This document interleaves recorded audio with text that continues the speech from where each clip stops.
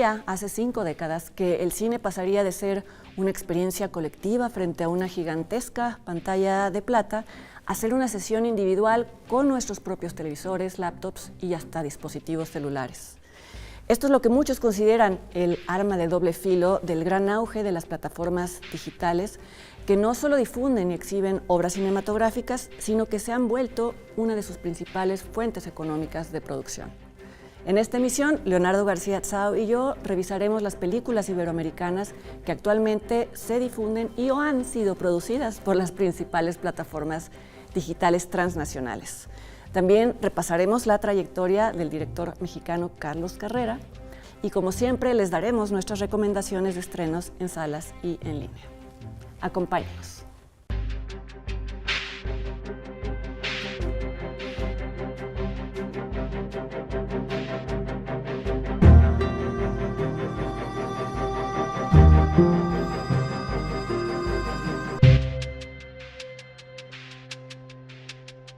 ¿Qué tal? ¿Cómo están? Muchas gracias por acompañarnos a una nueva emisión de Encuadre Iberoamericano. ¿Cómo estás, Leonardo? Bien, ¿y tú? Bien, bien, también, gracias. Pues bueno, como ya anticipamos, hoy vamos a dedicar el programa a un fenómeno que ha cambiado la vida de todos los que nos gusta el cine y quienes hacen cine, un fenómeno que ha generado infinitos debates sobre si esto ha sido para bien o para mal. Yo creo que para bien, que es, por supuesto, la aparición de plataformas en televisión, en donde ahora ya también se puede ver cine, ya no es siempre necesario ir a una sala física, lo cual pues ha sido también... No, ya ha traído preguntas si esto es el fin del cine, visto como ¿sí? Entendiendo algo el cine teatral. como un fenómeno. Sí. Sí, o pues también es un... Mira, yo siempre que me preguntan eso, me sentiré hipócrita de decir sí, es el fin, porque además nada se ve como en el cine, porque pues yo consumo, y me imagino que tú también, mucho cine en plataformas. Sí. Sobre todo porque sí. se ha convertido en el escaparate, a veces en el único escaparate para ciertas películas que nunca pasan por nunca se salas. estrenaron. Y sí. en todo caso también ya sustituyó al DVD, porque casi, por lo menos en México, No, pues, el DVD no ya es una imprimen reliquia. DVDs. Ya la mayoría de la gente ya ni siquiera tiene reproductores de DVD. Yo me acuerdo, a alguien le recomendé Los 7 Samurai y me dijo, ¿en qué plataforma está? Y dije, ninguna, hay que comprar el DVD. Y me dijo, yo no tengo reproductores de DVD, entonces A mí eso me escandalizó cuando me enteré, porque sí, me parece sí, que sigue siendo como algo paralelo, pero es verdad. no, es el sustituto. Es el sustituto. Yo me acuerdo que Emilio García Herrera hace mucho, realmente fue muy visionario, dijo que con el fenómeno del video se estaba acabando la era Lumière. Entendido Lumière como fenómeno de ver en salas el cine. Y de sorprenderte en multitud y cosas así, sí, ¿no? y que venía otra vez la era Edison, porque Edison con el kinetoscopio era la visión individual de las películas, ¿no? Estamos volviendo a la época del kinetoscopio, lo cual es... Aunque, bueno, no sé si esto es también algo que es muy personal, pero también el cine, la experiencia del cine se ha degradado con la llegada de los celulares, con personas que no respetan No, porque precisamente la experiencia casera ha hecho que la gente se le olvide que no están en su sala. Entonces van a la sala de cine y creen que están en su recámara y hablan como si estuvieran ahí, ¿no? O ya se genera la necesidad de estar viendo el celular, porque como en la casa sí. lo puedes hacer y todo el tiempo todos tenemos... Me incluyo porque yo he sido culpable de a veces ver el celular en el cine, nada más para ver si no me ha llegado algo que estaba esperando y demás. Sí. Pues ya tampoco hay mucho reparo en checar el mensaje que te llegó. Ahora hay quien se pone a ver cosas a conversar, largas. Deja tú, ¿no? Y a comer. Bueno, también. eso es un debate, porque hay personas que te dicen, yo no puedo ir a una sala si no como. ¿Cómo? Sí. ¿Y tú comes? No. No, yo tampoco. Pero bueno, nos va a llover. Bueno, tenemos amigos que nos dicen, yo no puedo ir si no estoy comiendo. Amigos cinéfilos, entonces. Sí. Ahora, el fenómeno Netflix ha sido creo que la primera plataforma, y en principio era un servicio de renta de películas. De DVDs, curiosamente. Sí, y curiosamente el fundador, Mark Randolph, primero quería ser como Amazon, quería imitar el modelo Amazon, pero dijo, va a ser muy caro mandar VHS, era como la intersección, todavía se empalmó el tiempo del VHS y el DVD, y empezó a experimentar con DVDs, que era mucho más fácil de enviar y sí. que las personas lo recibieran. Fíjate, me enteré de una trivia que puede ser interesante, que cuando se cumplió el billón de DVDs enviados, fue la película Babel, la que ¿sí? marcó. La marcó. Sí, y a partir de entonces, no a partir de Babel, pero en esos años, se comenzó a experimentar con la idea de que dentro de la plataforma se descargaran las películas, tú las pedías hoy y al día siguiente ya las podías ver. Sí. Y pues cambió lo que sigue es historia, ¿no? En el 2007 empezó el sistema de streaming, llamado streaming, que es que te enviaban primero a tu computadora, primero era solamente un idioma entre Netflix y la computadora, después ya se amplió por los avances tecnológicos a la televisión misma, ¿no?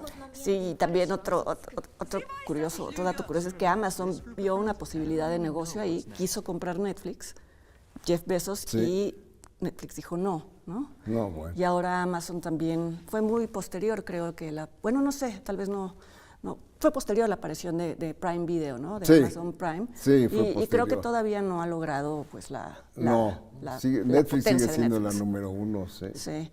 Y nosotros como latinoamericanos, iberoamericanos, pues ha sido como en los últimos años que hemos visto que realmente Netflix, tanto Netflix como Amazon Prime, estamos hablando solo de estas dos plataformas porque son las más populares, pues han acogido mucho de este cine que ya no había sido posible conseguir en DVDs y además ha puesto el capital para nuevas películas. Sí. No, eso es interesante. Como instancia productora, las plataformas sin duda cubren una necesidad de hacer cine que, por desgracia, muchas veces ya ni siquiera llega a la pantalla, ¿no? Si acaso una que otra exhibición en salas como la Cineteca o el Cine Tonalá, y después, inmediatamente, 2 semanas después, ya está en la plataforma. Con lo cual, la mayoría de la gente no llega a ver la película en su estado ideal, que es en pantalla, ¿no? Sí, bueno, y todavía hay muchas peleas entre los festivales de cine. Uy, sí. Eso tuvo que cambiar con la pandemia, claro, están porque claudicando. La pandemia hizo que mucha gente migrara a las plataformas y entonces los mismos festivales de cine tuvieron que considerar el cine producido por plataformas para sus premios, ¿no? Ya en Cannes, la más reciente edición, ya había películas de Netflix. Y Cannes era como el bastión de la resistencia, ¿no? Sí. Bueno, también a mí me tocó en Toronto, a ti también, ¿no? En donde uno de los sedes más importantes se negó a proyectar cualquier película que hubiera sido producida por una plataforma. Entonces, bueno, tú como asistente al festival decías, pues sí, porque como ellos eran exhibidores el resto del año, decían, pues estamos dándole promoción a nuestros competidores. Sí, así es. Ahora, no sé si a ti te pasa, pero yo de pronto me encuentro títulos tanto en Amazon como en Netflix de películas de décadas previas que me hubiera gustado que se les hubiera hecho mucha más publicidad, es la palabra, no sé, están perdidas por ahí, de repente dices, ¿cómo que está aquí? Pero son raras las películas viejas o clásicas, diría yo, ¿no? Hay una gran carencia de películas, la que más tiene es Prime Video, curiosamente, sí. Diego Lehrer, el crítico argentino, sacó una lista de películas que se podían ver, de películas argentinas que se podían ver en Prime Video, básicamente era la que más tenía. Y era increíble, era una oferta que además eso no lo anuncian, no hay manera de saberlo. De pronto lo encuentras porque algún título te lleva a otro, ¿no? Y dices, ¿cómo que esta película está aquí? Cuando en su momento tal vez tú o yo escribimos sobre ella y nadie la pudo ver porque duró 2 días en cartelera y ahora están en estas plataformas. Están en plataformas, sí, entonces bueno, queremos hablar de esas películas y creo que tengo la impresión de que son las que escogimos para nuestras favoritas, las películas que no hubiéramos creído ver en plataformas. En plataformas, pero hay muchas otras que pues han sido incluso producidas para las No, cada vez es más. Incluso ya hay series que son muy ambiciosas, como la próxima adaptación de 100 años de soledad, que es una gran coproducción entre Colombia y México. Muchos años después. Se está filmando en México, grabando en México. Frente al pelotón y me da un poco de miedo. Sí, por supuesto. Pero bueno, habrá que verla. Y también las plataformas han facilitado mucho la difusión de documentales, que esto era un género que casi no llegaba a las pantallas grandes. No, y esto ya mató la posibilidad del documental de llegar a las salas. Esto como que ya definitivamente van a pasar directamente. Pero a la vez tampoco tenían muchas posibilidades, ¿no? Durante mucho tiempo. Pero por ejemplo, casos como el de Presunto Culpable ya no se van a dar. Pero yo creo que fue una garbanzo de a libras, como decimos aquí, ¿no? Exacto. En cambio ahora hay documentales y series documentales y yo creo que las personas, la audiencia les está empezando está empezando a cambiar su idea de que los documentales son películas aburridas o que son reportajes o que son didácticos, y han encontrado que pues, son mucho más que eso, ¿no?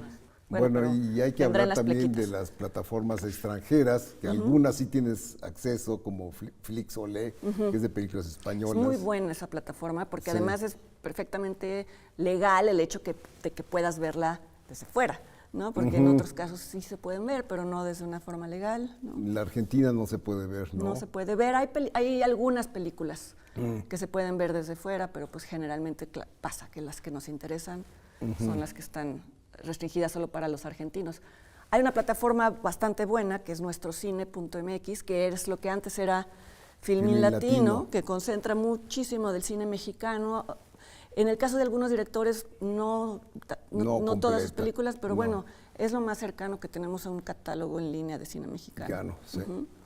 Y está la plataforma Max, que es un caso especial, porque tienen muy buenas películas. Pero escondidas. Pero escondidas, es imposible encontrarlas como Sí. por un criterio de selección. Te las topas de pronto. Le dan preferencia a las películas hollywoodenses, por razones obvias. Por razones obvias, pero Sí. pues supuestamente ya cada plataforma tiene su departamento latinoamericano, no sé si iberoamericano, pero sí latinoamericano. Claro, sí. Entonces, pues tendrían que atender eso sobre todo en la clasificación, yo creo, en la posibilidad de encontrar títulos, porque sí. es una pesadilla hacerlo. Bueno, vamos a hacer una pausa y volviendo, tanto Fernanda como yo daremos nuestras favoritas de las películas iberoamericanas que hemos visto en las plataformas, bueno, que hemos visto en cine y después se pueden encontrar en las plataformas. No se vayan.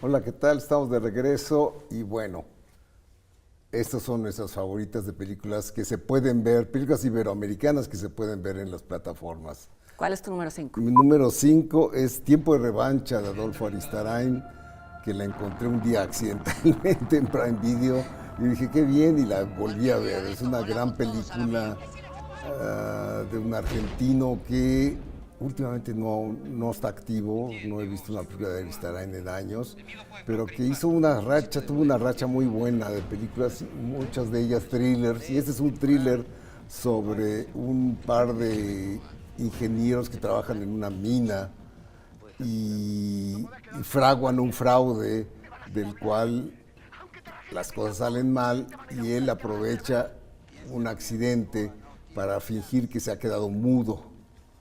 Entonces, eso de ahí deriva toda una muy potente metáfora sobre el silencio, porque esta película fue filmada durante la dictadura argentina. Entonces, esta del silencio forzado tenía otra connotación en ese contexto, ¿no? Sí, muy buen director. Muy buen Aristarain. director, Aristarain, sí. Mi número 5, yo advierto que mi lista es muy dispareja, porque me entró esta sensación de, bueno, aquí están incluidas de las películas que más me gustan en la historia del cine, pero también películas que siempre digo, ay, vela porque no la conoce nadie y vale la pena. Es el caso de mi número 5, que es el documental Hasta los dientes, de Alberto Arnaud, que es un documentalista, creo que hasta la fecha ya hizo otro documental, pero este fue su primer documental. Él no estudiaba cine, pero era amigo cercano de 2 estudiantes del TEC de Monterrey que fueron asesinados por el ejército mexicano, y en su momento se dijo que eran sicarios, y se tapó todo de manera que tanto el TEC de Monterrey como el entonces presidente Felipe Calderón lo hicieron parecer, nunca se investigó quiénes eran en realidad los alumnos asesinados, y pues se les estigmatizó hasta hace poco, que un poco como consecuencia del documental el ejército aceptó y pidió disculpas, porque incluso manipularon la escena del crimen, fue una cosa terrible, pero el documental es buenísimo, digo, más allá de la anécdota y de lo que lo sustenta. Yo recuerdo cuando lo vi la primera vez en mi casa, porque lo mandaron un screener porque concursó en un festival, ya no recuerdo cuál, bueno, Morelia supongo. Era indignante porque estaban muy bien manejados los tiempos y los testimonios, y tenía acceso a cámaras de seguridad que en ese momento pues tuvo una sensibilidad de documentalista muy afinada, siendo que había sido su ópera prima, y pues está en Netflix si la quieren ver.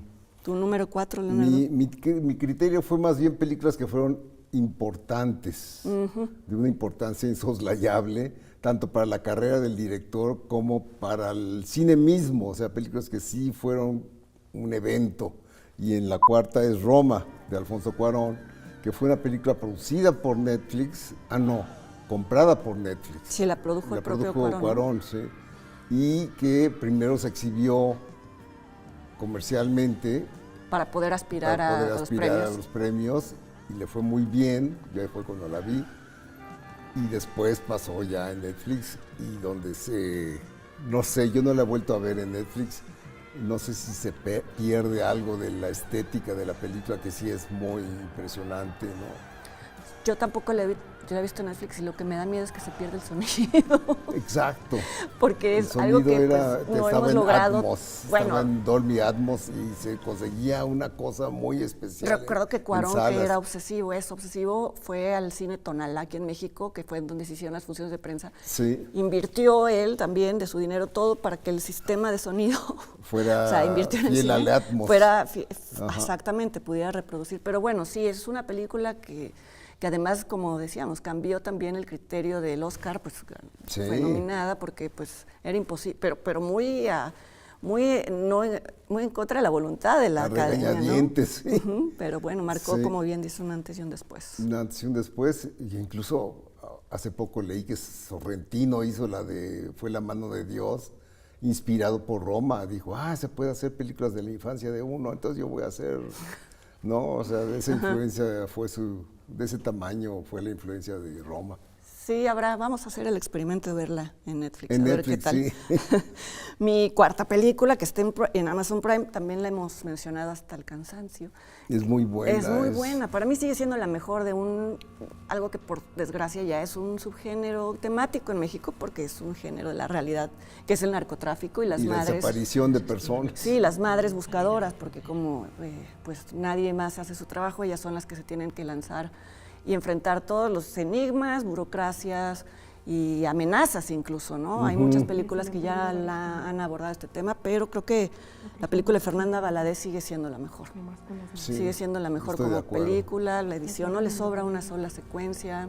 Y es contundente al final. Es contundente. Sí, te plantea todo un universo de posibilidades aterradoras que también se dan en la realidad, y esta película se puede ver en Amazon Prime. Y nuestra 3 es la misma. Nuestra 3 es la misma. Que es La Ciénaga, una película también de una influencia incalculable de Lucrecia Martel, de Argentina, que es una película que descrita así en términos de anécdota, dices, hijo, qué horror, pero cuando la ves es tan efectiva su puesta en escena, su forma de narrar las cosas, así sin dramatismo, sin énfasis, en fin. Pero a la vez una sensación de empantanamiento. Te crea un sopor. Sopor es la palabra, sí. Yo la encontré en Movie, que también de una vez aprovechamos para mencionar, que es otra plataforma con muy buenos títulos. No siempre los títulos están vigentes porque van rotando. No. Es como una cartelera en línea, en el sentido de que las películas pasan por ahí y luego salen, pero bueno, luego las vuelven a poner. Entonces, si la quieren ver, pues es una película importantísima para el cine latinoamericano, claro, influido a muchos directores y directoras. Mi número 2 es El Ángel Exterminador, de Luis Buñuel, que está en Movie también, y que creo que es fundamental verla. Por eso me gustó, porque una película de los 50, dices, wow, no, o 60s, inicio de los 60s. Inicio de los 60s. Sí.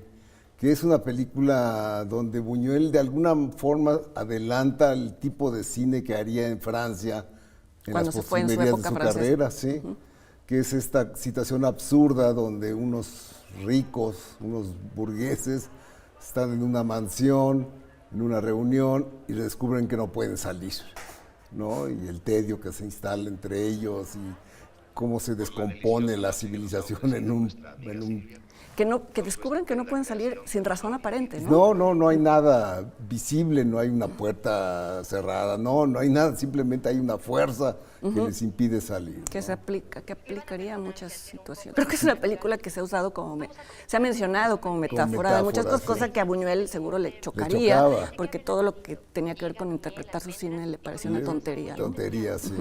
Sí, me acuerdo que todo el mundo decía, ¿y qué significan La las vaca, ovejas? ¿no? Sí. Y las ovejas que entran a la iglesia al final, y digo, pues, ¿cómo de ovejas que entran a la iglesia? ¿No? O cuando encuadraba, ¿no? Le decía, ¿por qué pa' aquí? Ah, ya, pues, porque sí, ¿no? O sea, y todo, ya, ensayos dedicados a por qué eso, ¿no? Sí. Porque se veía bien, ¿no? Y hay 2 sobrevivientes de la película todavía. Silvia Pinal. Silvia Pinal y Jacqueline Andere. Son 2 actrices que siguen entre nosotros. Siguen entre nosotros. Sí. Y tú, número 2 es otra película muy mencionada por nosotros, que es... Que de las que tampoco te esperarías encontrar en una plataforma, ¿no? Es Cadena Perpetua de Arturo Ripstein, que yo creo que es de las películas más vigentes de Ripstein, ¿no? Sí. En tanto que habla de estos mundos de corrupción de los que es imposible escapar. Alguien que ya estuvo metido en un sistema, en este caso un ex convicto, que sufre el acoso policíaco. Sí, porque en México suelen ser casi del mismo bando los criminales y los policías. Entonces no puede rehacer su vida, ¿no? Y las atmósferas son claustrofóbicas, todo lo que es lo mejor de Ripstein, pero... Y en un ritmo de cine negro. Sí, a mí me gusta mucho esa película, la podría ver muchas veces, está en Amazon Prime. Sí, y nuestra número 1 es la misma, que es Canoa, de Felipe Casals. Sin duda, una de las obras claves del cine iberoamericano, una película que no envejece tampoco y que sigue vigente en México, por desgracia. Es increíble, sí. Sí. Es más vigente que nunca, cada vez. Sí.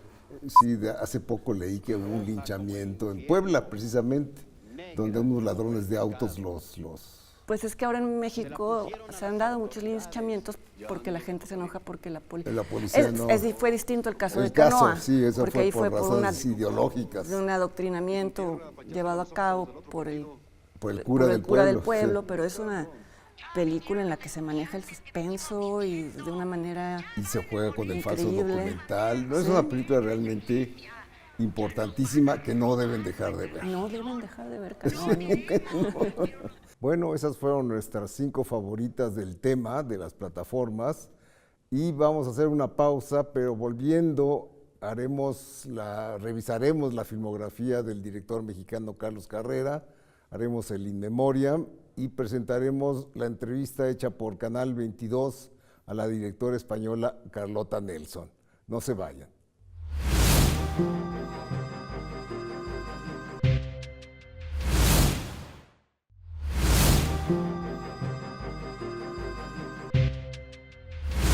Hola, ¿qué tal? Estamos de regreso y ahora vamos a revisar la filmografía de Carlos Carrera, un cineasta destacado que empezó su filmografía en los años 90 y que yo conozco desde que era alumno de la Ibero.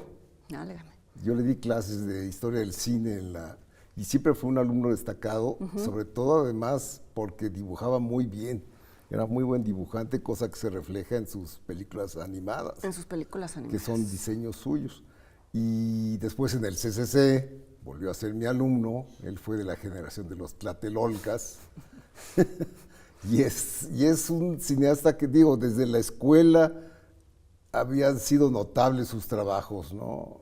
Sí, a mí me gusta del cine de Carlos Carrera, que es muy congruente. Sus películas son muy congruentes. Es un misántropo. Exactamente. No cede a la tentación de hacer finales felices, que siempre está, porque pues obviamente a los finales felices les va mejor con los productores, con el público, ¿verdad? Pero él no cede ante eso. Sus personajes siempre son seres solitarios, son pues incomprendidos, aislados. Y siempre hay un escepticismo hacia la especie humana. Sí. No, o sea, como que todo esfuerzo es inútil hasta cierto punto en las películas de Carlos Carrera. Y hasta malas bromas hay, ¿no? En el sentido de que sale peor el intento de ayudar a alguien. Muchas películas lo muestran, ¿no? Como es el caso de El héroe, que ahorita vamos a comentar. Sí. Su primera película fue un debut muy afortunado en el programa de óperas primas del CCC, del Centro de Capacitación Cinematográfica, y que hecha casi totalmente por alumnos, cosa que fue muy meritorio. Eso consiste el programa de óperas primas, en que sea un trabajo colectivo de la generación, ¿no? Y La mujer de Benjamín salió muy bien. Sí, yo creo que es de sus mejores películas. Sí.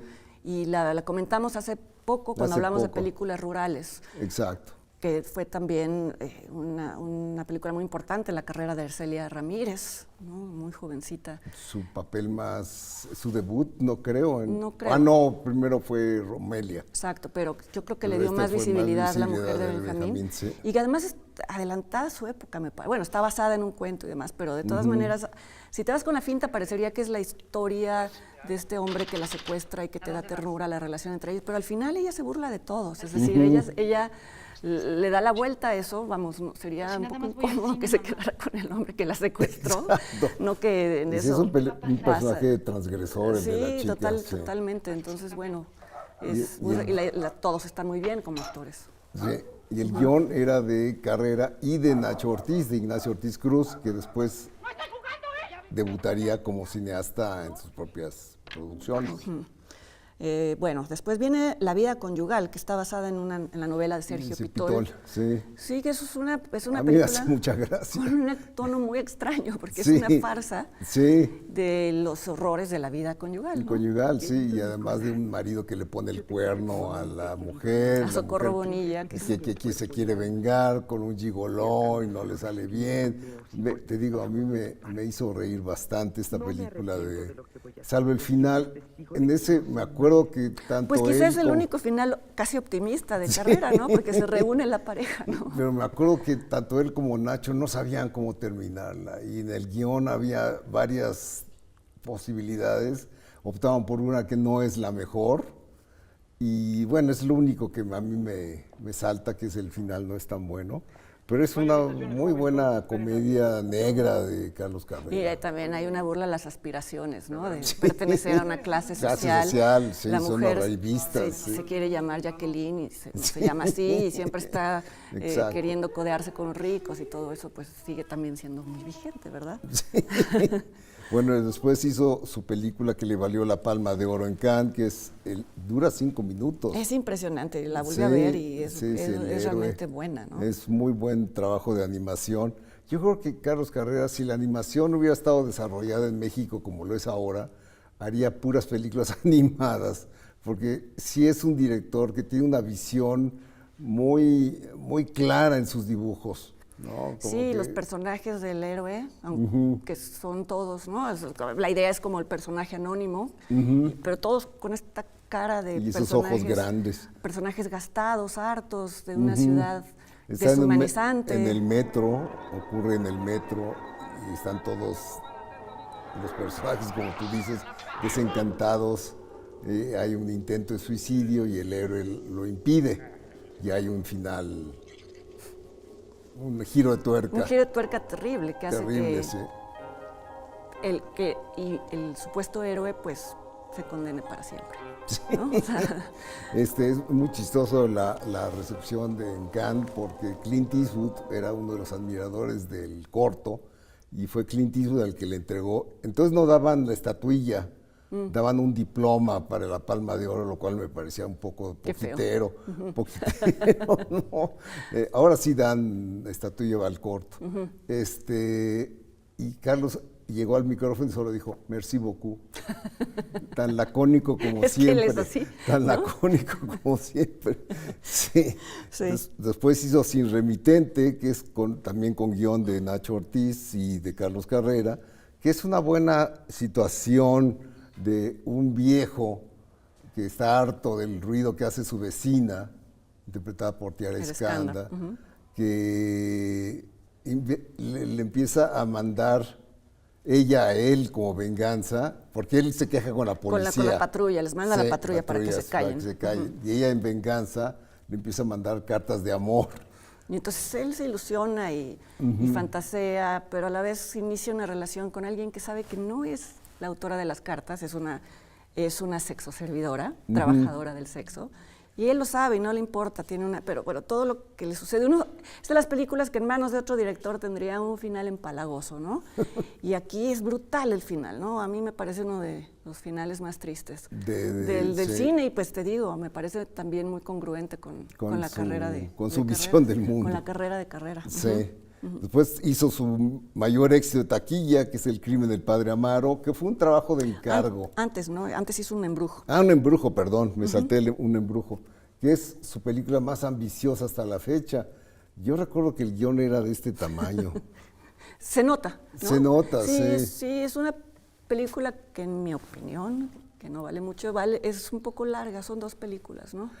Fíjate que incluso iba a ser más larga, pero creo que porque le tuvieron, por cuestiones de presupuesto, le arrancaron varias páginas. Entonces yo creo que a eso se debe el que la película se siente como muy trabajada en ciertas partes y en otras partes es esquemática. Es una película desigual en ese sentido. Entonces la película tiene detalles maravillosos, ¿no? Tiene muy buenas situaciones y de repente como que pues es que el planteamiento ya en sí mismo era inquietante. Un alumno que se enamora de su maestra, que es Blanca Guerra, y hay una escena que yo no sé si ahorita la permitirían, porque ya ves que todo es así ahora con el cine, que no sé si permitirían, donde un niño, ¿no? Tiene relaciones, de 12 años. Sí, tiene relaciones sexuales con su maestra. Sí. Sí, ¿no? Sí. Sí, la vi hace poco, pero no lo entendí mal, ¿verdad? Porque No. Y hay una especie de enamoramiento que ella permite, pero bueno, ella a la vez está enamorada de un marinero que la deja, y ahí es donde tal vez siento que la película se salta varias estaciones. ¿No? Y luego ya está el adulto, que creo que el actor no era la elección ideal. Mario Zaragoza no daba lo que el niño había dado. Y se salta una situación política, ¿no? También. Con la expropiación petrolera. Sí, entonces siento que ya se perdía. Sí. Bueno, pero es muy impresionante visualmente, porque es un trabajo de Rodrigo Prieto y se nota. Se nota. Yo recuerdo que en ese entonces trabajaba yo en una revista, no recuerdo cuál, y sacamos fotos de los estilos de Un embrujo y bueno, eran realmente fotografías impresionantes. Para que en ese entonces le dieras tanta importancia a la fotografía del cine mexicano, ni siquiera se usaba, como dicen, y Rodrigo Prieto ni siquiera era famoso, ¿no? Ganó en San Sebastián el premio a mejor foto. Pues sí, se nota, ¿no? Sí. Y ahora sí viene El crimen del padre Amaro. Que fue un trabajo de encargo. Primero la iba a hacer Felipe Casals, no se entendió con el productor Alfredo Ripstein, y entonces el que entró al quite fue Carlos Carrera, con un guión de Vicente Leñero. Que es buena película. Fíjate que, bueno, yo sé que pasó a la historia por ser la película más taquillera del cine mexicano, porque fue muy controvertida, porque plantea imágenes blasfemas para los católicos, y entonces eso le ganó la publicidad gratis de grupos, ¿no? Y de grupos pro vida. Pero más allá de eso, vamos, la volví a ver por este miedo de decir, a ver, ¿cómo habrá envejecido esta película? ¿Y está bien? Pues sí, está bien, porque también es como muy congruente en este planteamiento de, bueno, el crimen del padre Amaro, pero en realidad los corruptos son los demás sacerdotes, ¿no? Los que pactan con el narco y demás. Lo que finalmente sucede con Amaro, que es este jovencito interpretado por Gael García pues sí, Bernal, no sabe cómo conciliar el deseo que le despierta una de las asistentes a su... Ana Claudia Talancón.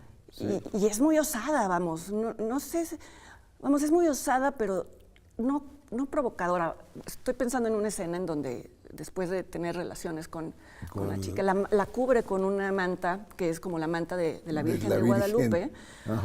Pues sí, parecería. Yo no me acuerdo haber visto, sí la vi en sala, pero me imagino que sí fue una cosa que le dio el ataque a mucha gente, ¿no? Sí. Pero está filmada de manera en la que tú estás viéndola a ella como la ve él, ¿no? Le dice, eres tan hermosa como la Virgen. Hay películas que se nota que quieren molestar al público, ¿no? Y aquí estás viéndolo como lo ve él, que te podrá parecer adecuado o no, pero la relación entre ellos es hermosa hasta que no lo es, ¿no? Hasta que suceden cosas. Entonces, bueno, creo que más allá del escándalo es una película que vale la pena. Vale la ver. pena, sí. ¿A ti te gusta? A mí me gusta, pero debo decir que no la pude revisar, porque la copia que tenía me la robó una empleada doméstica. Bueno, que atraída por el éxito dijo, mira, aquí está el crimen del padre Amaro, y me la quito. Bueno, pues la aprovechó alguien. Sí. Y bueno, sigue Backyard o Traspatio, como se llamó, pero se le conoce más como Backyard. Que es un guión de Sabina Berman. es una película que habla de las desapariciones en Ciudad Juárez. Yo lo que no me compro mucho de la película es a Claudia Talancón. Es el miscast que... Ana Claudia Talancón, no, Ana de la Reguera, perdón, como la policía. Sí. No te la crees como policía. Pero bueno, ese es un tema de casting. De casting, sí, es un miscast que daña la película. Porque al final, bueno, sí plantea el hecho sobre todo de que hay muchos chivos expiatorios en la cárcel, que eso es lo que sigue pasando con las muertas de Juárez, con los feminicidios que conocemos como... Es que en un principio se les llamaba las muertas de Juárez. Juárez, sí. Que van mucha gente a la cárcel, pero detrás hay algo mucho mayor que mucho no se más, logra. Que nunca se ha sabido exactamente sí. a quién se le puede achacar todo eso. Sí. ¿No? Sí. Película interesante con todo. Después sigue De la infancia, con la cual yo tengo problemas. Yo no la pude ver. La vi en Guadalajara hace 13 años, me parece, o más, porque después de la película se congeló y no se pudo ver hasta el año pasado. Se estrenó De la infancia. Yo no la vi viste en ninguna de las dos, y la Ajá. busqué por todos lados y no la encontré. No la pudiste encontrar. No. Y es una película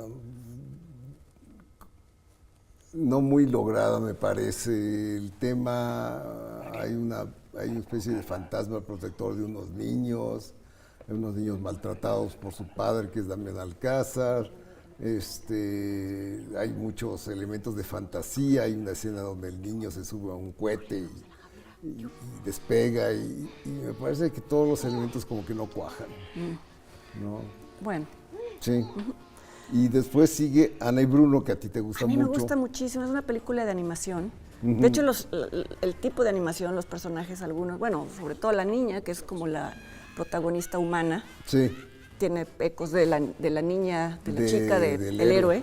Sí, son los dibujos. Y es una película que a mí me gusta mucho, tuvo muchos problemas cuando se estrenó en salas, porque se vendió como una película para niños. Y tardó 10 años en producción. Pues es lo que dice Carrera, que lo malo de la animación es eso. Se tarda mucho. Sí, que se tarda mucho. Yo me acuerdo que, además, en su momento fue la película más cara del cine mexicano, precisamente porque la animación era carísima. Sí. Es guión de Carlos Cuarón también. No, él está de asesor. De asesor. Okay. Sí. Pero la historia es muy dura, pero bueno, también, pues yo creo que los cuentos infantiles, cuando nos los contaban a nosotros, los originales, eran muy duros, porque te permitían entender, claro, por medio de la fantasía, pues cosas como... No hay nada más cruel que los cuentos de Grimm. Nada más cruel. Sí. Entendías la muerte, el duelo, la separación. Y esto habla esta película de una niña que ingresa junto con su madre a un hospital psiquiátrico, y entonces, bueno, pues hace amigos imaginarios ahí, y luego hay un giro de tuerca. Como de Sexto Sentido. Pero bueno, más allá de que toca muy bien todos esos temas relacionados con la negativa de dejar ir a alguien y eso en qué puede derivar, la fotografía, ¿se dice? Pues sí, ¿no? Fotografía en la serie. Es muy bonita. Ahí como en algún momento viajan a una ciudad de la República Mexicana, te recuerda a pues estos retratos de paisajes. En fin, me parece que es una película estéticamente muy lograda, la animación es muy lograda, los actores que prestan sus voces, Marina de Tavira hace la voz de la niña protagonista, están muy bien dirigidos, porque también luego ya sabes que estas películas de animación con siempre las mismas voces impostadas es problemático, ¿no? Bueno, a mí me parece, a mí me pone de mal humor. Y esta película pasa todas esas pruebas, entonces se recomendó como película para niños y en la sala los niños se asustaban porque pues no se esperaban lo que veían y entonces la película no tuvo la taquilla que quizá merecía, ¿no? Se puede ver en plataforma. Se puede ver en plataforma, está en Amazon Prime Video. Después hizo un documental también, trabajo de encargo, se llama Pasitos a la Fama, que sigue a varios niños que quieren ser actores o cantantes o bailarines a lo largo de la película. Me parece un trabajo muy convencional. A mí sí me gustó. ¿Te gustó? ¿Sabes por qué? Porque yo iba con la expectativa de que iba a ser algo sobre la explotación infantil, porque pues ya ves que los niños acaban luego muy mal, ¿no? Pues aquí tenemos la historia además de Gloria Trevi y ella misma y en fin, ¿no? Pero pues descubrí este mundo de los niños que sí perseveran y que sí son talentosos, no es nada más que los papás quieren. Me parecen monstruosos los niños que quieren actuar. Pero los niños que quieren actuar. A mí ese mundo me parece...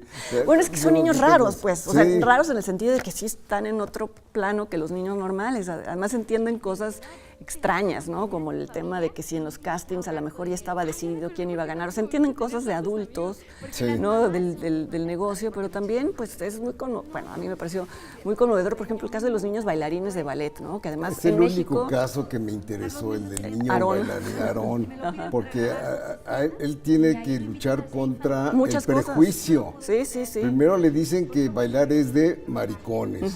Después le dicen que él no puede figurar ¿Por qué? en Billie Eilish porque está muy naquito. Sí, sí, Entonces todos los prejuicios de de clase y de género se le achacan al pobre niño, ¿no?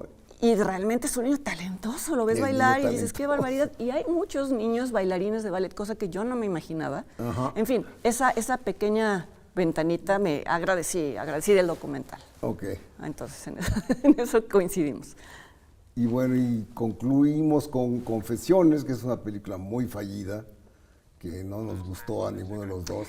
Es que a mí me parece que peca de lo que denuncia. Es que es una película en donde un personaje un personaje entra a una casa de una familia y castiga a sus miembros por un asunto que no sabemos cuál es. ¿Cuál ¿no? es? Me parece que al final, cuando sabemos cuál es ese asunto, que es muy sórdido, que es el abuso sexual a una niña, hay una descripción tan precisa de cómo es el abuso, que incluso es un poco pornográfica esa descripción, porque la piensas, y entonces que la pienses me parece... No estoy juzgando moralmente a la película, si la película no estuviera denunciando eso, no sé si me Exacto. explico, ¿no? Porque bueno, las A películas mí me pueden parece, representar lo que además, sea, ¿no? ese elemento del castigo me parece indignante, ¿no? La idea de que el secuestrador lo que hace es ver cumplida una venganza, me parece... Y los castigos mismos son problemáticos, Son ¿no? problemáticos, Hacer sí. que un niño de la familia confiese en redes que es gay. Que es gay, sí, Vamos, uno sabe que no es que Carrera sea homófobo, pero la película lo hace, hace sí. parecer que es una vergüenza, ¿no? Cosas así. Cosas así. En donde parecieran que hay mensajes encontrados. Exacto. Pero le ha ido bien en cartelera, está en plataformas. Está en Max. Entonces, bueno, pues juzguen ustedes. Sí.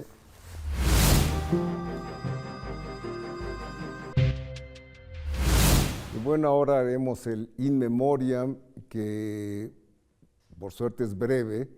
En primer lugar estaría la cineasta mexicana Busi Cortés, que falleció en el mes de junio.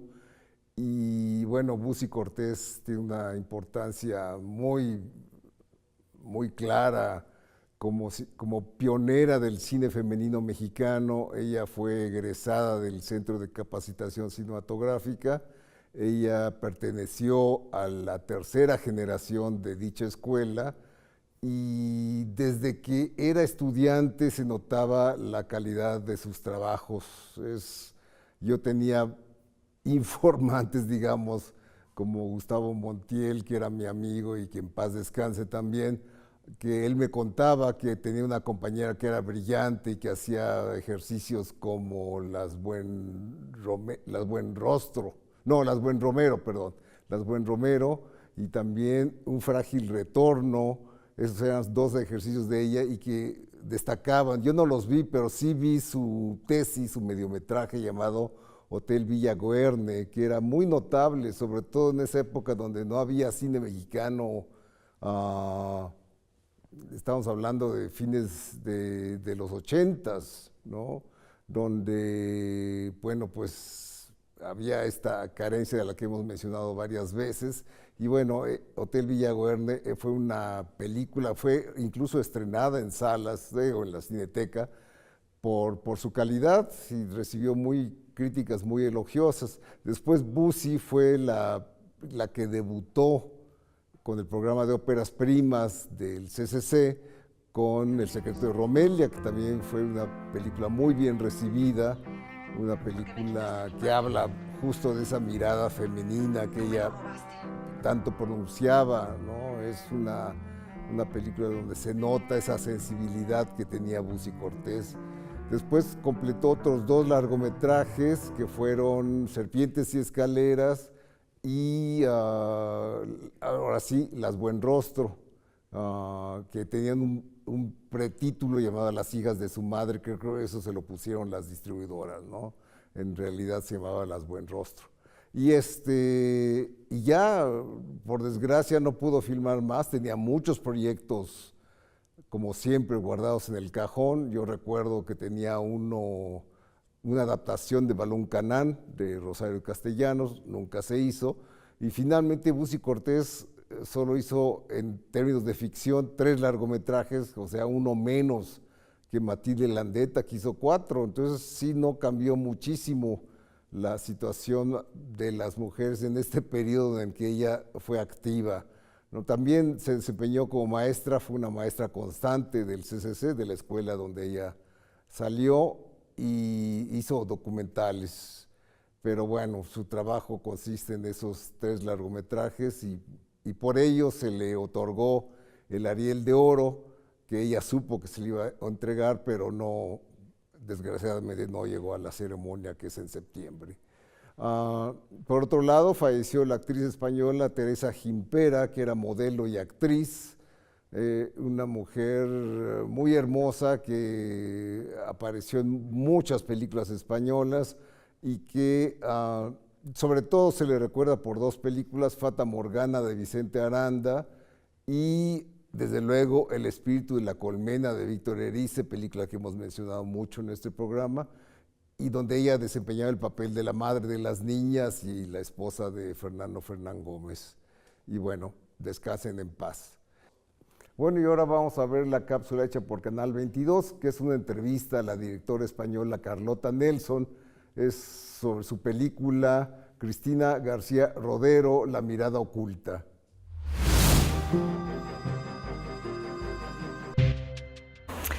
Me llamo Carlota Nelson y he dirigido Cristina García Rodero, La mirada oculta, y es una observación directa sobre su proceso creativo. La historia conmigo y Cristina se remonta al año 89, cuando yo descubro en casa su libro tan mítico, España oculta, ¿no?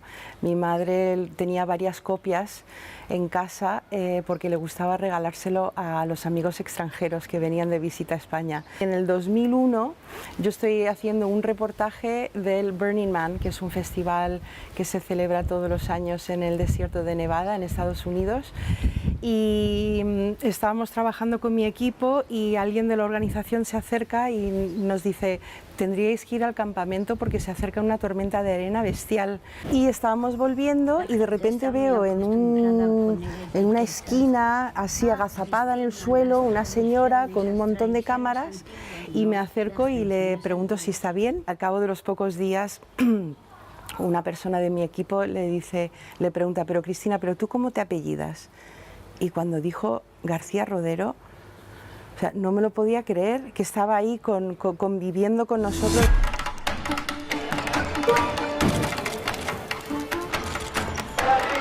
Cuando yo estrené mi primer documental, Anclados, ella se lo fue a ver al cine y me llamó y me dijo: ay, esto lo tenemos que celebrar, me ha encantado, y fuimos a cenar. Y en esa cena fue cuando me preguntó: ¿cuál va a ser tu siguiente proyecto? Y le dije: pues yo creo que yo quiero hacer algo sobre ti. Ahí fue cuando me echó la bronca, ¿no? Y me dijo que conociéndola, que cómo me atrevía a hacerle una propuesta semejante, que un minuto delante de mi cámara, un minuto menos que tenía ella, que ella no era interesante, de que ella ya lo contaba todo con las fotos, que además que con los michelines y con las cales, que no. Creo que me vio cara de pena. Me vio cara de pena y me dijo: te hace mucha ilusión, ¿verdad? Y digo: muchísima ilusión, pero es que creo que el mundo tiene que ver tu obra y además conocer quién es la persona detrás de la obra, ¿no? Y me dice: bueno, pues si te hace ilusión, venga. Y eso fue el 2010. El fotógrafo tiene que ser desobediente. La palabra no existe.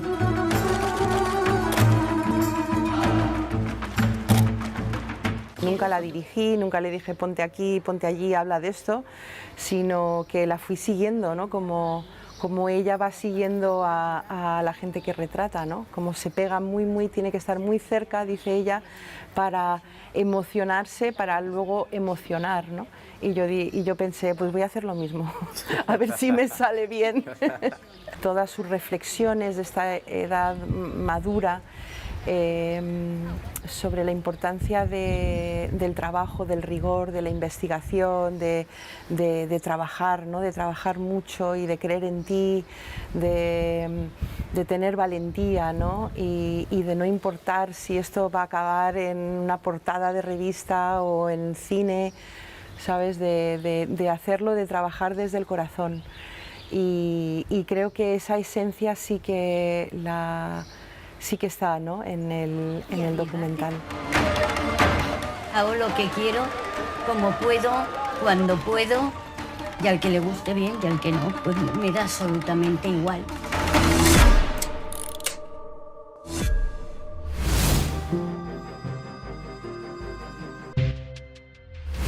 Bueno, vamos a hacer una pausa y volviendo veremos una cápsula sobre los festivales FICUNAM y el Festival Internacional de Cine de Guanajuato, sus resultados. Y después haremos recomendaciones sobre estrenos en salas o en línea. No se vayan.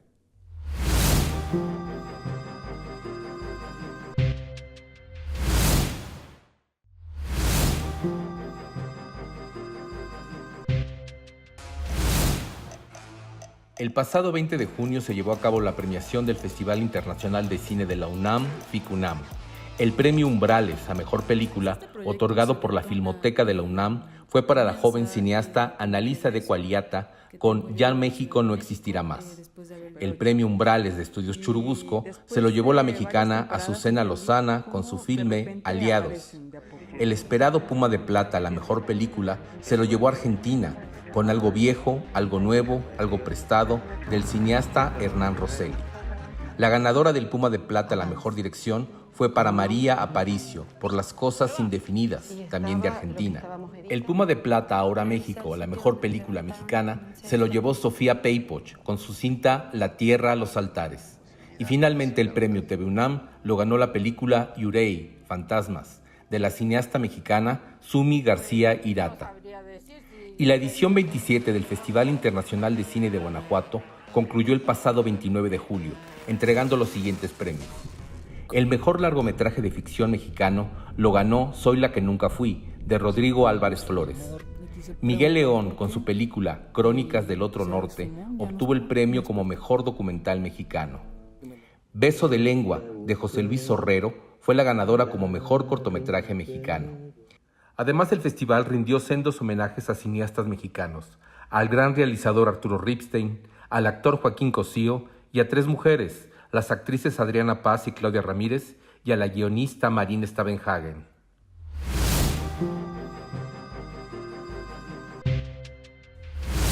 Y bueno, ya estamos en la parte final. Vamos a recomendar una película argentina de terror muy inquietante que se llama Cuando acecha la maldad, de Demián Rugna. Se estrenó brevemente en salas y ahora se puede ver en Netflix y se las recomendamos mucho.